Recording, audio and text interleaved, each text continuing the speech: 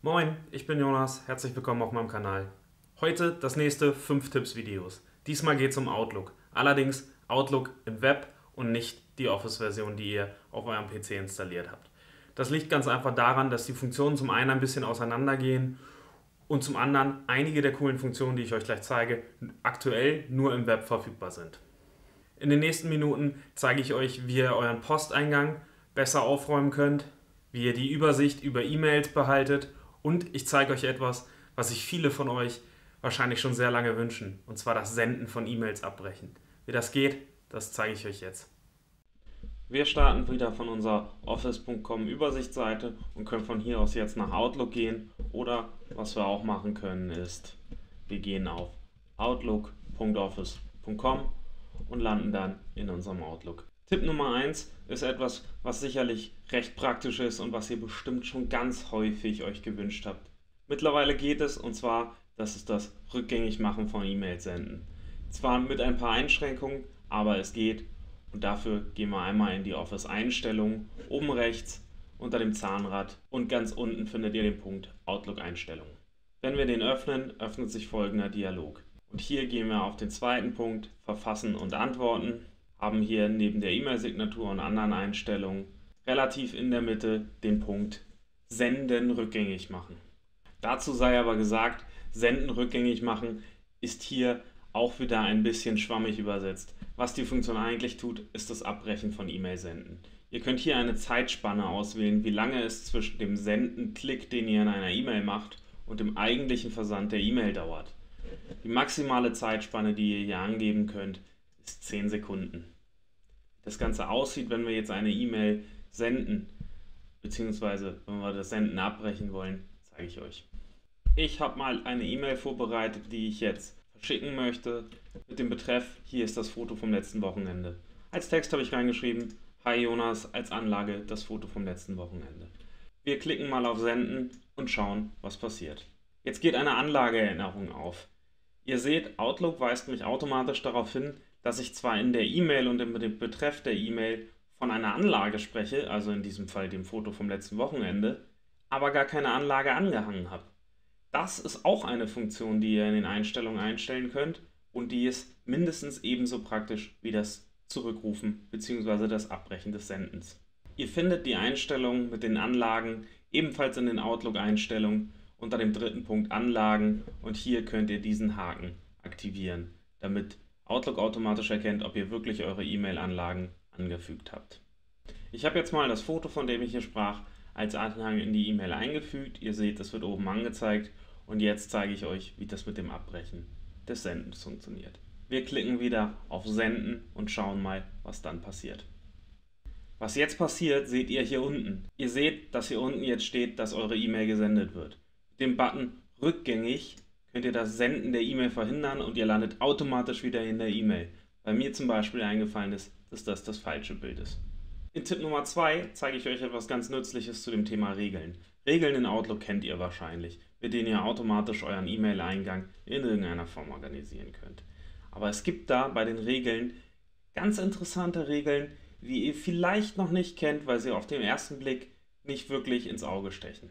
Wir gehen dazu wieder in die Einstellungen von Outlook und wählen diesmal den vierten Punkt Regeln aus. Hier seht ihr jetzt schon, eine Regel habe ich bereits. Wir wählen Neue Regel hinzufügen. Wir können dieser Regel jetzt einen Namen geben. Das machen wir gleich, aber wir schauen mal in die Bedingungen für die Regeln rein. Ihr seht, wenn ich auf die Bedingungen klicke, bekomme ich hier schon eine ganze Menge an Bedingungen vorgeschlagen, aus denen ich jetzt auswählen kann. Vieles davon, wie gesagt, kennt ihr wahrscheinlich. Die An-, Von Bedingungen, irgendwelche Dinge in dem Betreff. Ihr könnt auswählen, ob ihr E-Mails, in denen ihr nur auf CC steht, irgendwie direkt wegsortieren wollt oder ähnliche Dinge. Ich möchte euch jetzt einen Punkt zeigen, der ist relativ unprominent, aber der ist total nützlich, gerade wenn ihr viel mit Terminen und in einer größeren Organisation arbeitet. Wir gehen mal auf den Punkt Typ. Der findet sich unter der Überschrift Nachricht enthält. Wenn wir jetzt Typ auswählen, bekommen wir hier eine zweite Option für die Regel angezeigt. Und jetzt seht ihr, welche E-Mail-Typen es eigentlich gibt, die Outlook hier kennt, und schlägt euch diese vor. Was hier beispielsweise total praktisch ist, ist der Punkt automatische Antwort. Ihr kennt das, ihr schreibt eine E-Mail oder verschickt Termine an größere E-Mail-Verteiler. Irgendjemand ist immer im Urlaub und das sei der Person natürlich auch gegönnt. Nichtsdestotrotz, man bekommt dann immer wieder den Abwesenheitsagenten zugeschickt und der überflutet teilweise euer Postfach, gerade in Urlaubszeiten, im Sommer, jetzt zu Ostern oder in anderen Zeiten, wo viele Kollegen eurer E-Mail-Verteiler vielleicht Abwesenheitsagenten anhaben, kann das schon ein bisschen lästig sein. Wir wählen also mal automatische Antworten aus und können jetzt beispielsweise als Aktion hinzufügen, dass diese immer als gelesen markiert werden. Was bedeutet das in der Praxis? Ihr schickt eine E-Mail an 5, 6, 7 Kollegen und wenn 2 davon im Urlaub sind, bekämt ihr immer dann von den 2 die Rückantwort postwendend, dass sie im Urlaub sind. Das kann natürlich ziemlich stören, weil ihr wartet ja eigentlich auf eine eigentliche Antwort zu dieser E-Mail. Beim ersten Mal mag es vielleicht noch nützlich sein, wenn ihr nicht wusstet, dass die Kollegen im Urlaub sind. Wenn die Kollegen aber beispielsweise 3 Wochen weg sind und ihr sie häufig in E-Mails einkopiert, damit sie nach ihrem Urlaub was zu lesen haben, aber weil sie vielleicht auch einfach in eurem Team sind und diese Infos wirklich benötigen, dann ist es sehr, sehr lästig, wenn ihr jedes Mal diese Rückantwort bekommt. Mit dieser Regel verhindert ihr das. Ihr bekommt die Antwort natürlich trotzdem, aber sie wird direkt als gelesen markiert und poppt so nicht neu in eurem Posteingang auf. Ich benutze das seit Jahren und ich finde das unfassbar praktisch. In Tipp Nummer 3 möchte ich euch zeigen, wie ihr mit Outlook und To-Do zusammenarbeitet. To-Do, die Taskverwaltung, die mittlerweile ja alle möglichen Tasks aus eurer Office 365 Umgebung zusammenführt. Das heißt die Tasks aus Planner, die Tasks aus Outlook oder auch aus anderen Apps, die ihr in Office 365 verwendet. Wenn ihr jetzt eine E-Mail bekommt, und sicherlich bekommen viele von euch eine ganze Menge E-Mails, dann können wir die nicht immer alle gleich sofort bearbeiten. Manchmal möchte man die E-Mail später einfach nur lesen. Was da hilft, zeige ich euch gleich in Tipp 4. Manchmal habt ihr aber auch wirklich etwas zu erledigen. Wir nehmen jetzt mal dieses Beispiel hier. Ich habe hier eine Rechnung von Microsoft bekommen für meinen Office E3-Plan. Wenn ich jetzt aus dieser E-Mail beispielsweise eine Aufgabe mache, sowas wie Rechnung bezahlen, dann könnte ich einen Rechtsklick auf die E-Mail machen und habe unten unter dem Punkt erweiterte Aktivitäten ganz unten den Punkt Aufgabe erstellen. Und was passiert, wenn ich auf Aufgabe erstellen klicke, seht ihr jetzt. Auf der rechten Seite öffnet sich ein To-Do-Dialog, in dem ihr jetzt die Aufgabe, die ihr hier erstellt habt, angezeigt bekommt. Ihr könnt in diese Aufgabe mit einem einfachen Klick reinklicken und beispielsweise noch etwas dazu schreiben. Ihr könnt auf das E-Mail-Symbol klicken, um die E-Mail zu öffnen. Oder jetzt auch direkt in To-Do weitere Aufgaben anlegen. Warum das praktisch ist, zeige ich euch jetzt. So, ich habe mal die To-Do-App aufgemacht. Die To-Do-App, wie ich erklärt hatte, zeigt ja alle Tasks aus eurer Office 365 Umgebung an. Und hier findet ihr jetzt neben den Tasks, die ich hier schon drin stehen habe, wie YouTube-Video produzieren, Hundefutter kaufen oder Mittagessen, auch die E-Mail, die ich in einen Task umgewandelt habe. Ihr könnt auch von hier aus da reinspringen, ihr seht eine Vorschau der E-Mail, ihr könnt direkt in die E-Mail springen und jetzt basierend auf dieser E-Mail quasi eure Taskverwaltung nutzen und damit weiterarbeiten. Das ist ganz praktisch, wenn man nicht den ganzen Tag seinen Outlook offen hat und so aber E-Mails zur Nachverfolgung oder zur Weiterbearbeitung am Tag tracken möchte. Kommen wir zu Tipp Nummer 4. Tipp Nummer 4 ist ganz ähnlich wie Tipp Nummer 3, wenn ihr beispielsweise eine E-Mail oder irgendwas zur späteren Nachbearbeitung vorhalten wollt. Wenn ihr jetzt aber To-Do nicht verwendet oder eine Aufgabenerstellung euch nur für E-Mails ein bisschen oversized ist, dann gibt es im Outlook im Web auch noch eine ganz andere Funktion, die euch ebenfalls hilft, E-Mails, die ihr vielleicht später bearbeiten wollt, die ihr in Ruhe bearbeiten wollt oder ähnliches, nicht zu vergessen. Gerade bei sehr vollen Posteingang kann das häufiger mal passieren. Dazu klickt ihr wieder auf eine E-Mail und ihr seht jetzt, wir haben hier unsere Rechnung schon offen. Ihr habt oben das Menüband. Hier gibt es dann den Punkt Erneut erinnern. Und hier seht ihr, habt ihr jetzt eine Vorschlagsauswahl, wann Outlook euch wieder an diese E-Mail erinnert. Wenn ich jetzt sage, diese E-Mail, um die möchte ich mich erst heute Abend in Ruhe kümmern, dann kann ich sagen, heute Abend und klicke da mal drauf und wir schauen, was passiert.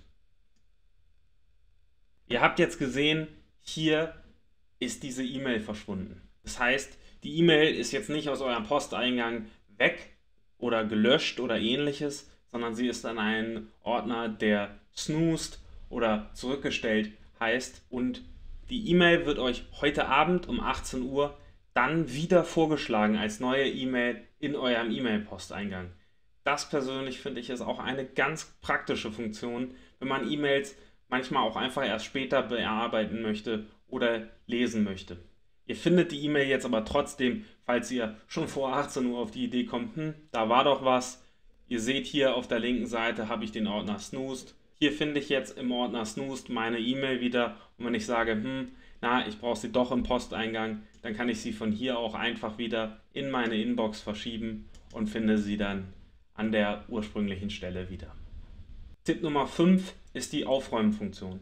Die Aufräumfunktion funktioniert ein bisschen ähnlich wie Regeln und mit der könnt ihr euren sehr vollen Posteingang automatisiert aufräumen. Das Gute daran ist, ihr müsst nicht standardmäßig Regeln anlegen, sondern ihr könnt diese Aufräumfunktion sporadisch verwenden oder aus der Aufräumfunktion direkt Regeln anlegen, was relativ praktisch ist. Ich zeige euch das mal an diesem Beispiel. Wir haben in diesem Ordner hier 5 E-Mails. 4 davon sind von YouTube und eine ist die Microsoft-Rechnung. Wenn ich jetzt sage, diese YouTube-E-Mails, die brauche ich hier an dieser Stelle nicht, ich möchte hier wirklich nur die wichtigen Informationen haben, dann kann ich eine dieser E-Mails auswählen und habe dann hier oben den Punkt Aufräumen. Wir klicken da mal drauf, wir sehen, es öffnet sich ein Dialog.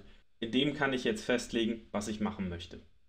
Wir bekommen 4 Möglichkeiten angezeigt. Wir können sagen, dass wir alle Nachrichten aus dem Ordner aufräumen, das ist der Testordner, den ich euch gerade gezeigt habe, verschieben möchte. Ihr könnt sagen, dass ihr diese Nachrichten nicht nur verschieben möchtet, sondern auch zukünftig alle Nachrichten von noreply@youtube.com verschieben möchtet. Ihr könnt angeben, dass ihr immer nur die neueste Nachricht im Ordner behalten wollt und alle anderen verschieben wollt. Oder ihr könnt angeben, dass alle Nachrichten älter als 10 Tage verschoben werden. In diesem Fall machen wir daraus jetzt mal im Hintergrund eine Regel. Wir sagen alle Nachrichten und zukünftig alle Nachrichten. Und ich möchte diese Nachrichten nicht in Deleted Items verschieben, sondern, und jetzt kann ich hier unten in diesem Menü einen Ordner auswählen, die Inbox, das Archiv, Deleted Items oder einen neuen Ordner erstellen. Wir erstellen dafür jetzt mal einen Ordner YouTube, drücken OK und sehen, automatisch wurde eine Regel angelegt. Das bekommt ihr in diesem Dialog angezeigt. Und meine Inbox hier ist jetzt leer, alle YouTube-Mails sind verschoben worden und ich habe nur noch meine wichtige. Und in diesem Ordner würden jetzt auch keine YouTube-E-Mails mehr landen. Auch das ist eine Funktion, die zum Organisieren eines großen Posteingangs sehr hilfreich sein kann, damit man nicht ständig den Überblick verliert und nicht zwischen all den vielleicht auch unwichtigen E-Mails die wichtigen übersieht.